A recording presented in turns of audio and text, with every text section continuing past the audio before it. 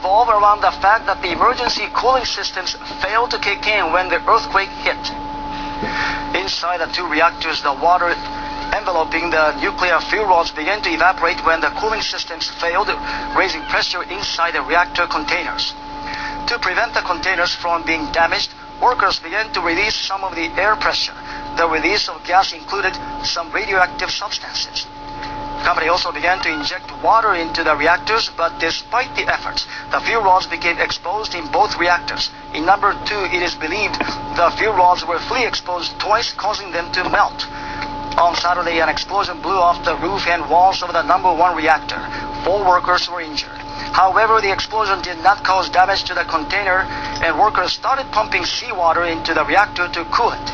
But by Wednesday, it is likely the fuel rods were still exposed. In the number 2 reactor, an explosion occurred on Tuesday, causing damage to the suppression pool. The suppression pool serves to adjust pressure within the reactor container. It's likely radioactive substances have been leaking from the reactor since that explosion.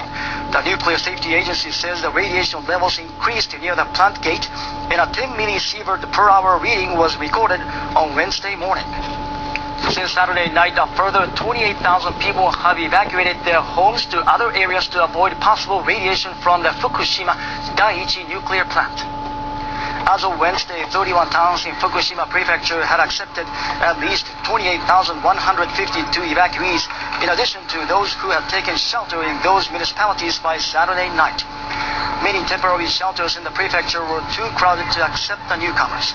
At a shelter about 100 kilometers from the Fukushima Daiichi plant, 295 evacuees joined the 38 people who went there straight after the earthquake.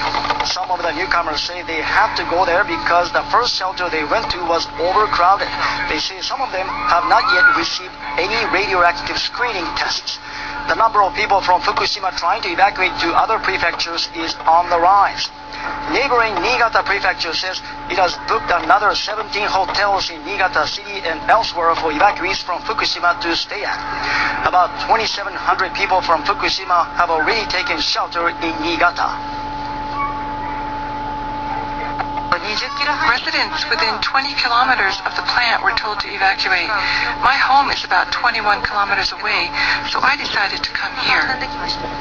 Yamagata Prefecture has started providing Fukushima evacuees with screening tests and health counseling services at 4 health centers.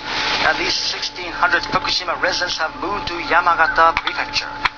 Japan's foreign ministry has urged calm after several foreign governments issued warnings against travel to Japan and advised their nationals in the country to leave.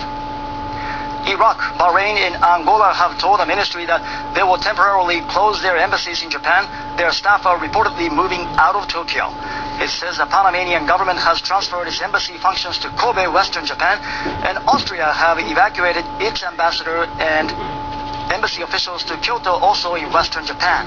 The ministry on Wednesday asked foreign diplomats and government officials in Japan to accurately convey information provided by Japanese authorities concerning the plant.